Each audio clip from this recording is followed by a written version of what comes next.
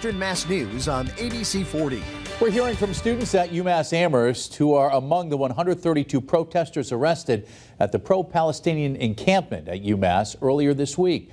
Welcome everyone to Western Mass News at 4. I'm Chris Pisano. And I'm Abby Carnevale. Western Mass News reporter Reagan Lokri joins us live in Amherst with what they had to say. And Reagan, the students you spoke to are calling for Chancellor Reyes to step down. That's right, Abby and Chris. Arnesh was one of the students arrested during the encampment Tuesday, and he tells me Chancellor Reyes should step down after what he calls the repression that he put students through in his first 2 weeks after his inauguration.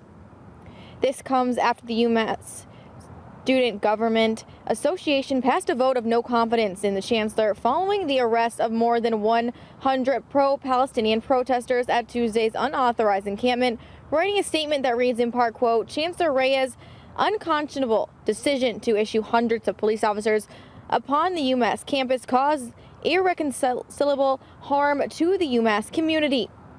He's very unpopular on campus. People don't want him here. People know that he does not care about his students. He does not care about his faculty. He would arrest anyone. He would employ police brutality on anyone who stands against him. Arnesh, as well as his fellow protesters, are demanding the university divest from military groups with ties to both the school and the Israel-Hamas war after the administration and a group of protesters failed to reach a resolution on Tuesday. State and local police were called to dismantle the unauthorized encampment.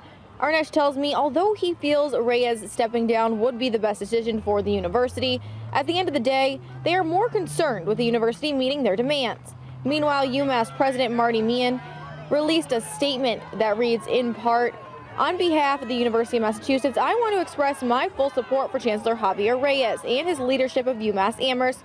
From the moment he stepped foot on the Amherst campus, he has proven to be a dedicated and thoughtful chancellor who is deeply committed to our students and their educational well-being and safety.